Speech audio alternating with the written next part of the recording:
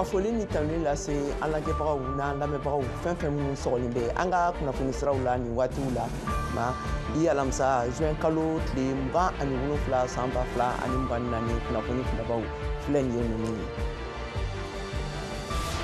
Benin jamanakuntigi kɔrɔ fila taara taama la kabini dɔgɔkun daminɛ la Niger ka taa ɲɛɲini kɛ gɛlɛya minnu bɛ jamana filaw ni ɲɔgɔn cɛla la nin waati ninnu n'a kan u bisimilara Niger jamanakuntigi général Abdraman Chani ani marakɛla caman wɛrɛw fɛ an ka lasirikɛlaw bɛna détails di an ma sisan jɛmukan kɔnɔna la a kan.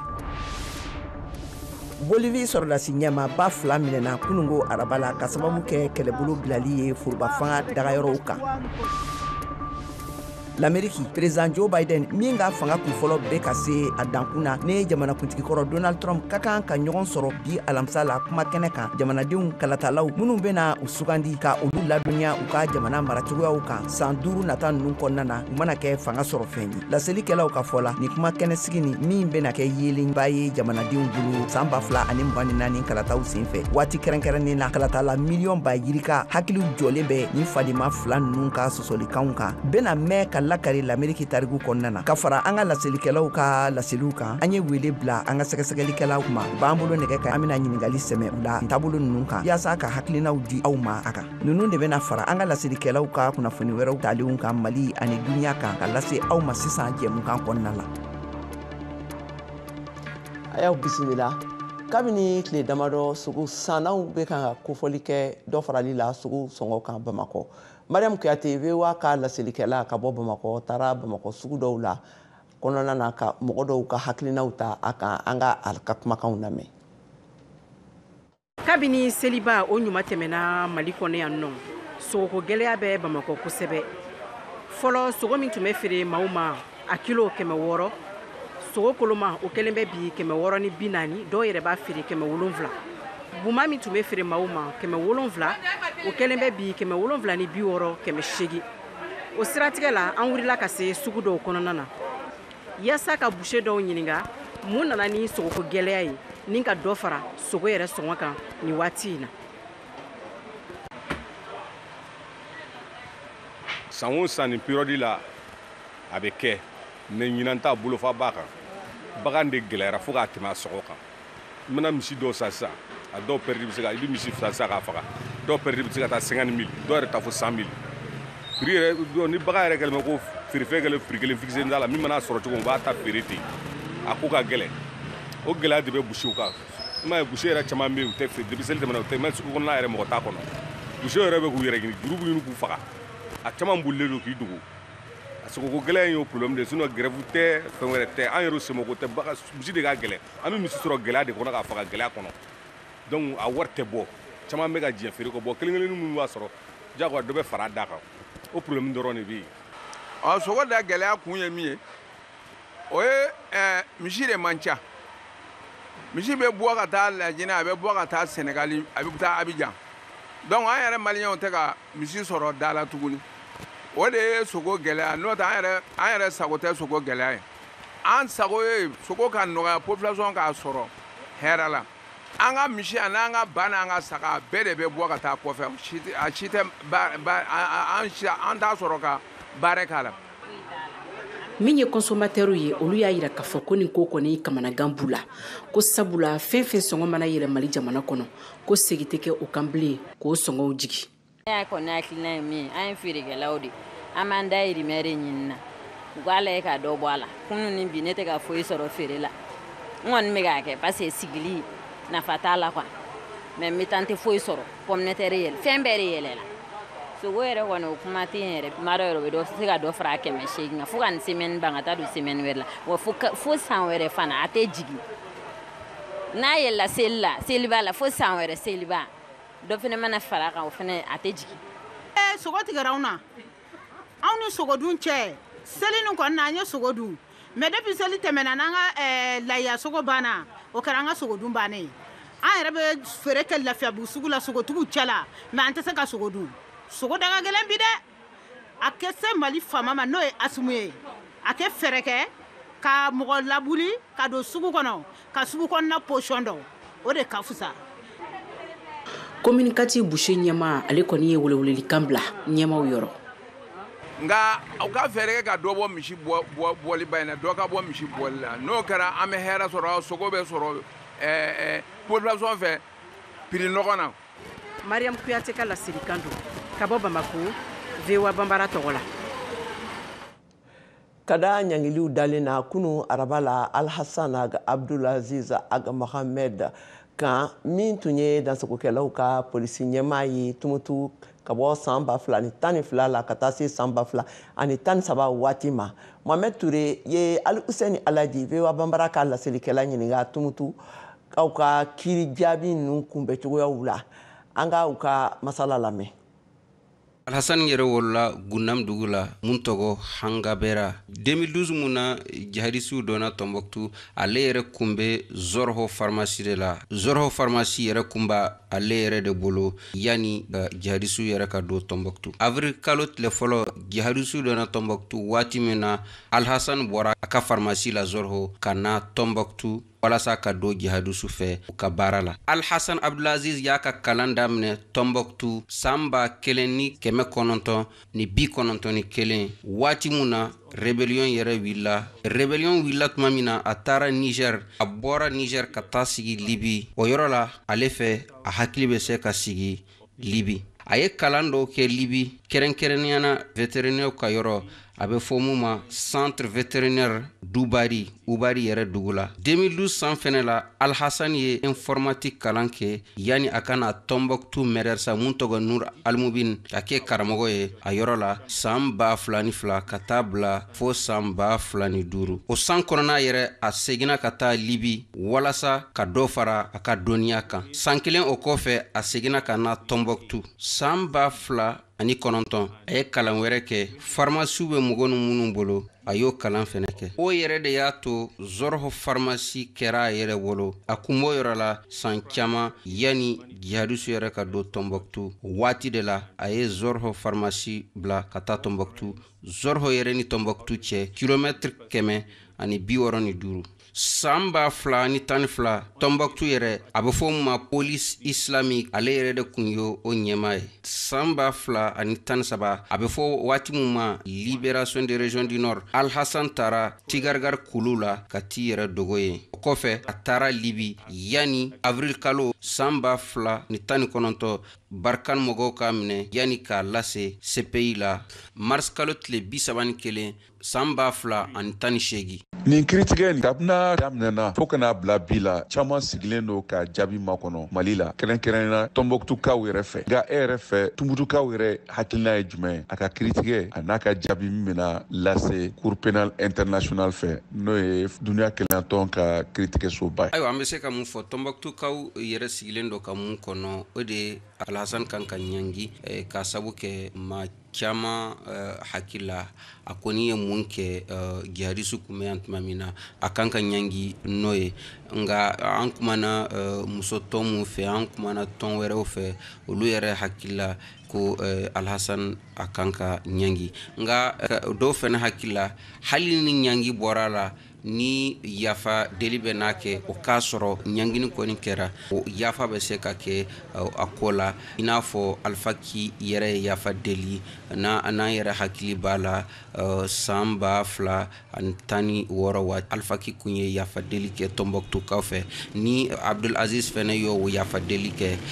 Tombouctoukaw bɛ se ka yafa ma a ko la. Nka caman hakili la yan'o yafa deli ka kɛ jagoya ɲangini kɔni ka ale kan a bɛ fɔ mun ma condamnation. Nka tiɲɛ la nin kiri nin o bɛna kɛ weleweleda jumɛn ka ɲɛsin maa jugu fɛn fɛn min ye kɛwalew kɛ Mali kɔrɔyan fanfɛ la barisabu a tun bɛ maa caman kɔnɔ san 10 kɔ kɔfɛ ko maa si tɛna se ka nɔ minɛ nka n'i y'a lajɛ don tɛmɛnenw na u kelen bɛ ka nɔminɛni wele sarati k'a ɲɛsin Liyad Agali ma o kɛwale jugu ninnu hukumu kɔnɔna fana na. Welewelemada mun bɛ se ka kɛ a ko la o de ye k'a fɔ i mana fɛn fɛn kɛ hali n'a ye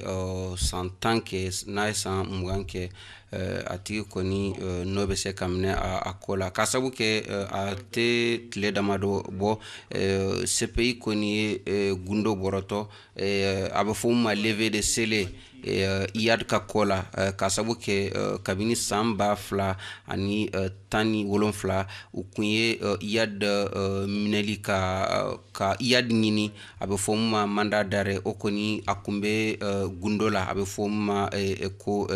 sele ayiwa bi kɔni o wulila bɛɛ b'a dɔn bi ko iyad bɛ ka ɲini cour pénal international fɛ mɔgɔ dɔw yɛrɛ kun y'a fɔ Alhassan ni Alfaki ninnu ye a bɛ fɔ mun ma jɛgɛdenniw petit poisson nka bi mun iyad yɛrɛ ko donna la caman ka hakili la ni iyad kɔni sera ka taa CPI la o kɔni ye fɛnba ye maaw ma minnu bɛ k'u jija walasa mɔgɔ minnu ye fɛn kɛ san 2012 ka tɛmɛ o yɛrɛ kan u n'o ka se ka minɛ walasa olu kiiri ka tigɛ a ko la.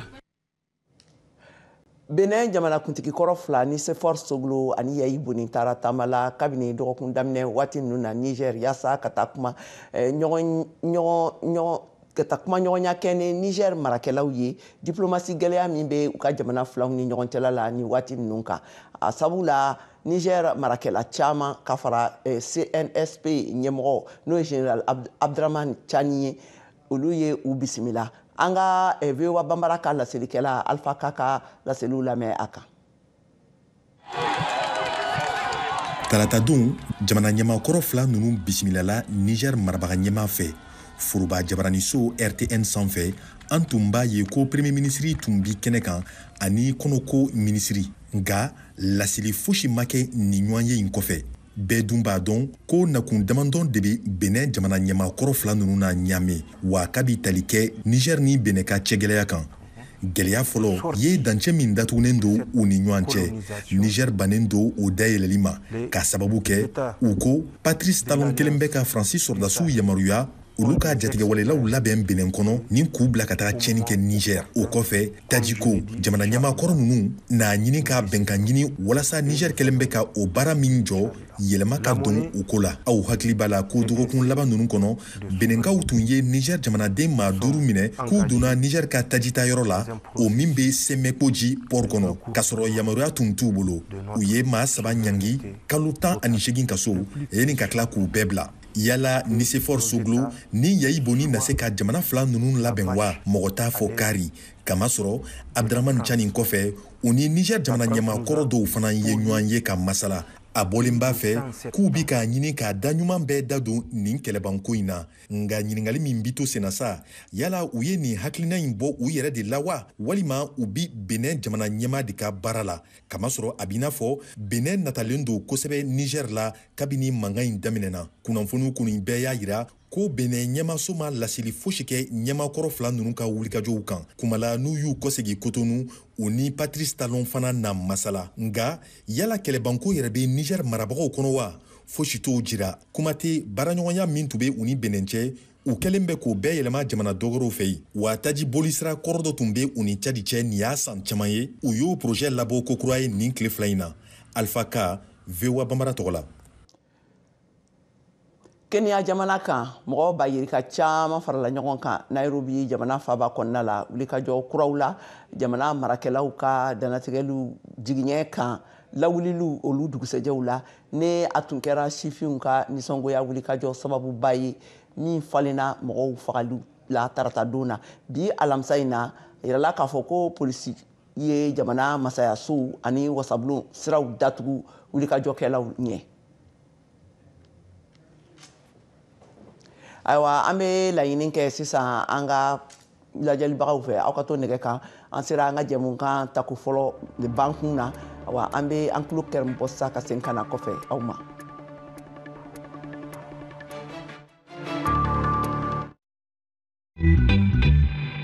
Salut Jenny. Salut Roger. Dans Vous et Nous, on parle de sujets qui vous parlent. Dans Vous et Nous, Africains et Américains se racontent et se rencontrent. Les dernières tendances mode, mais aussi les gadgets indispensables. Les avancées technologiques, l'entrepreneuriat de jeunes, un pont entre l'Afrique et le Nouveau Monde pour diffuser nos cultures.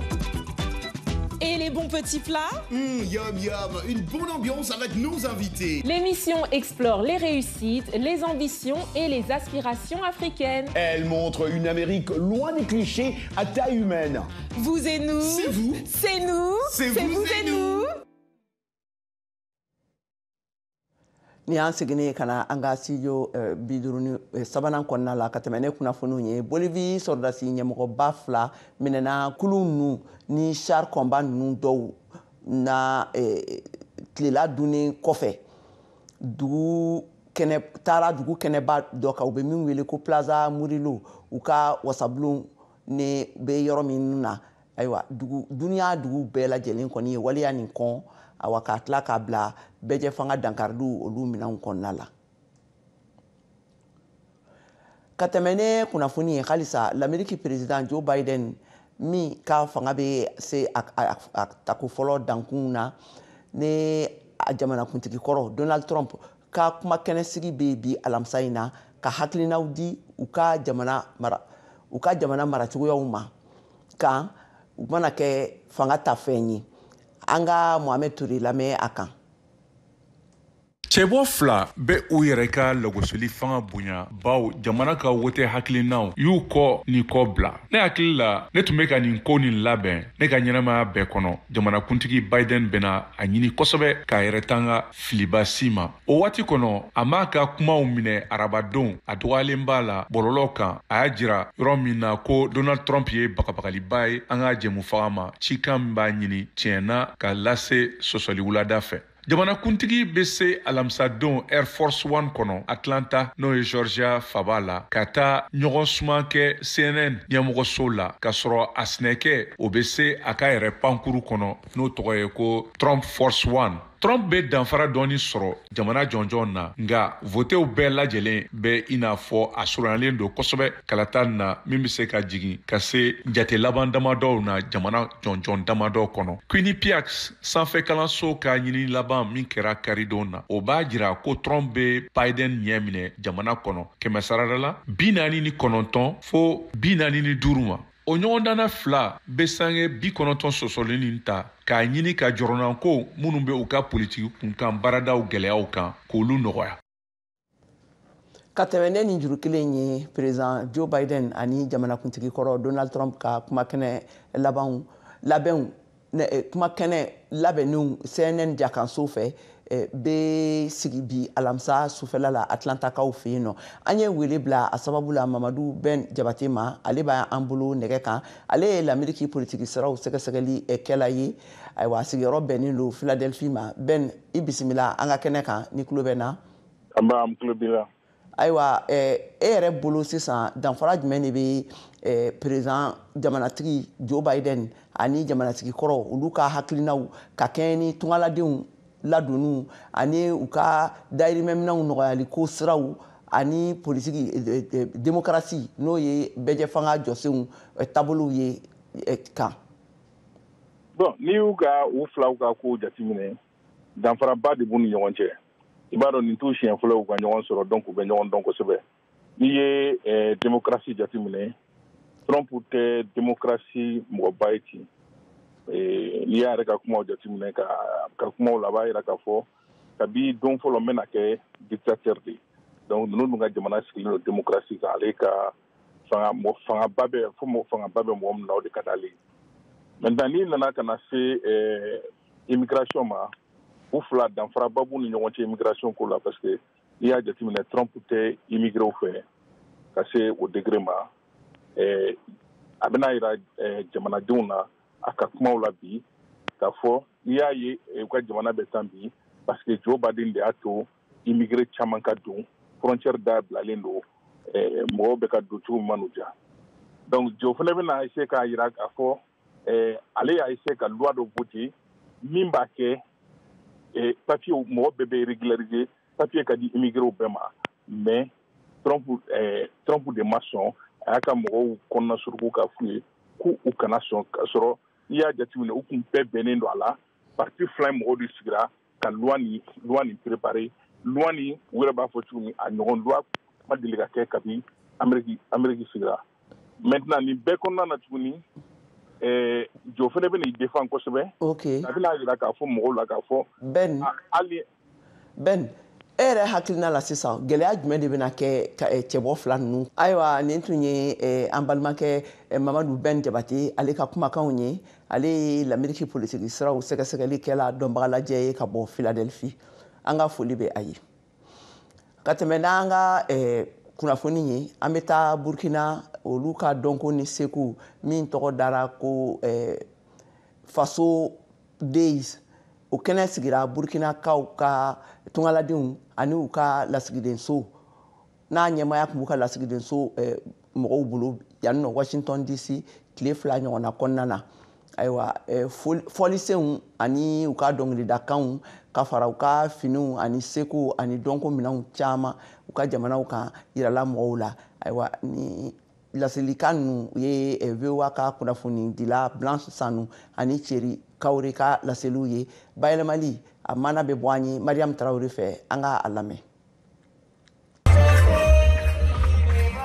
Burkinakaw ka seko ani dɔnko fɛrɛkɛnɛba min bɛ wele ko exposition culturelle à Potomac daminɛna Maryland Amérique jamana kan yan. Gulokibaw, kɔnɔw, bololafɛn misɛnnin caman wɛrɛw minnu dilanna maaw fɛ ani ka fara sokɔnɔ parlifɛnw kan bɛɛ lajɛlen de yiralen don ni fɛrɛkɛnɛba in kan min sigira sen kan Burkina Faso jamanadenw fɛ minnu bɛ kɔfɛ. L'objectif de cette célébration c'est de créer ni fɛrɛkɛnɛ in sigira sen kan a kun de ye ka se ka adamadenya la kurakuraya Burkina Faso jamanadenw ni ɲɔgɔn cɛ bolo di ɲɔgɔnma kɔnɔ u faralen kɔfɛ ɲɔgɔn kan sanko a minnu sigilen don États-Unis jamana kan yan nin ye bolo di ɲɔgɔnma de ye Burkina Faso ani farafina gunkana jamanadenw bɛɛ lajɛlen yɔrɔ n'o ye diaspora africaine ye a sigilen don sen kan ni Burkina Faso ka teri ɲɔgɔnya o jamanadenw ye.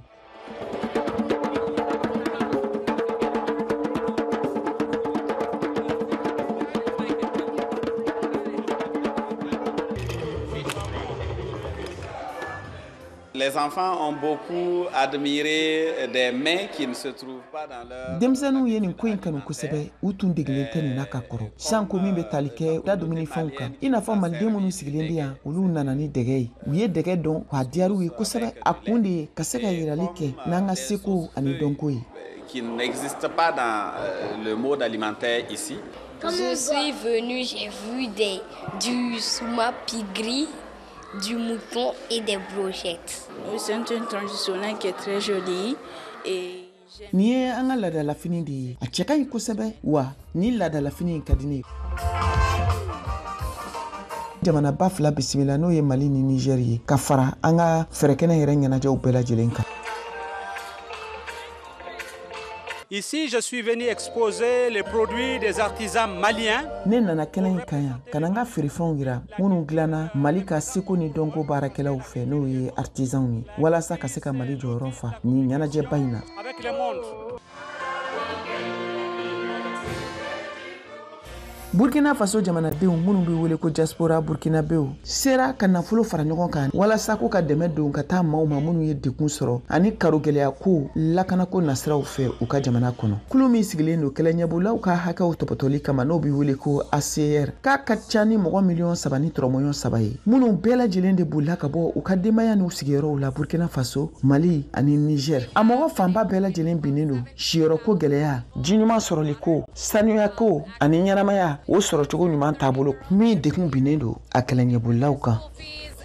An sera ka ji sanuma ani ɲɛgɛn di kɛlɛɲɛbolila mɔgɔ 117 ma. An sera ka sungurunin 30 de dɛmɛ ɲinan san k'u ka kalan sara ka fara fɛn wɛrɛw kan u mago bɛ se fɛn minnu bɛɛ lajɛlen ma ka taa école la walasa u ka se ka san sɔrɔ kalan na.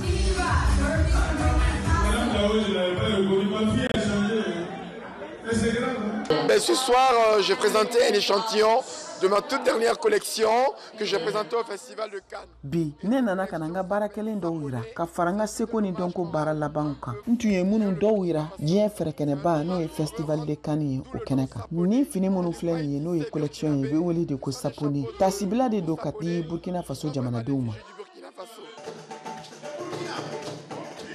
Ni fɛrɛkɛnɛba in sigira sen kan ni nisɔndiyaba ye min kun cɛra ni ɲɛnajɛw ye Mali dɔnkilidalaba dɔ fɛ n'o ye Cheikh Jabate ye ale min kanunen don kosɛbɛ Burkina Faso jamanadenw fɛ. An bɛ wele bila aw ma san wɛrɛ an ka ni fɛrɛkɛnɛba in n'o bɛ wele ko fasoden o ta ko 2nan kɛnɛ kan.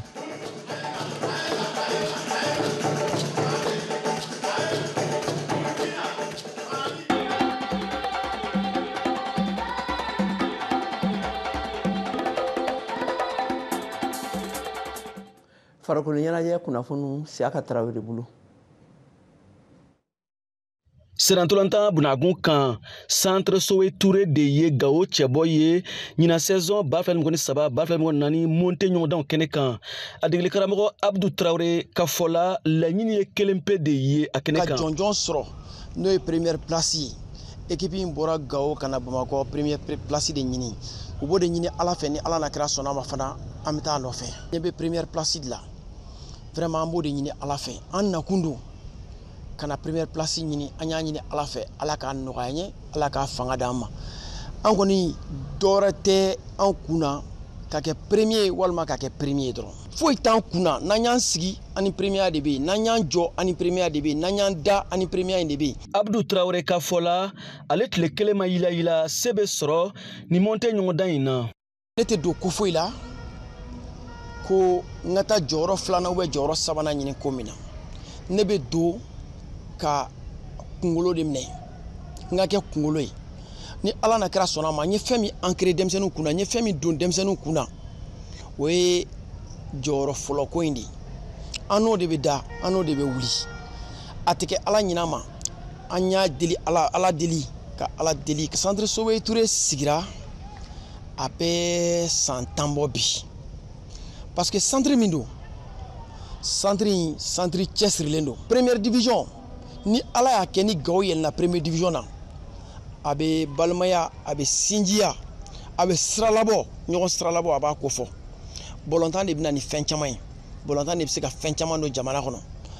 jamana in kɔnɔ bi an ka laɲini tɛ foyi ye bɛn ka sabati. Ka fara Gao cɛbɔ kan centre Sowe Touré Sikaso cɛbɔ AS Douane Kulukoro cɛbɔ Étoile du Mandé ani FC Sido Segu cɛbɔ olu de bɛ kulu kelen na VOA Bambara tɔgɔ la Bamakɔ Siaka Traoré kala seli don. Ayiwa nin bɛna dansigi kɛ an ka bi jɛmukan na ayiwa an bɛ kunnafoni ninnu sɔrɔ an ka bɔlɔlɔ sirabaw fɛ n'o ye www.voabambara.com ye walima a b'a sɔrɔ an ka pagew kan réseaux sociaux kan YouTube Facebook ani Instagram an ka foli ani tanuni bɛ an lamɛnbagaw bɛɛ lajɛlen ye k'a fɔ aw ni ce aw ka kulomajɔ la.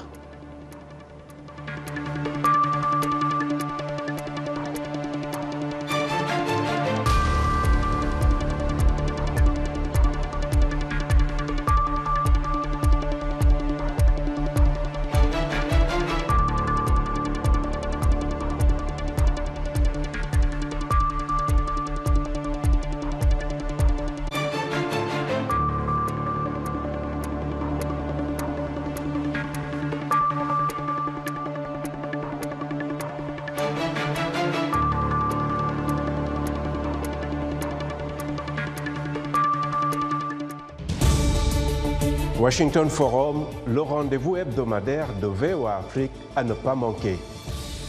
Chaque semaine, nous sommes ensemble pour 30 minutes pour décortiquer les grands sujets qui font l'actualité. Avec nos analystes et nos reporters, nous allons au fond des choses. Politique, économie, société, culture. Nous posons le débat et nos analystes sont là pour apporter l'éclairage. Washington Forum, c'est aussi vous, le public. Vous pouvez participer en réagissant au thème de la semaine sur nos réseaux sociaux. La rédaction de VOA Afrique vous donne rendez-vous sur ses chaînes partenaires, son site voaafrique.com et sur ses plateformes numériques pour prendre part à ce forum.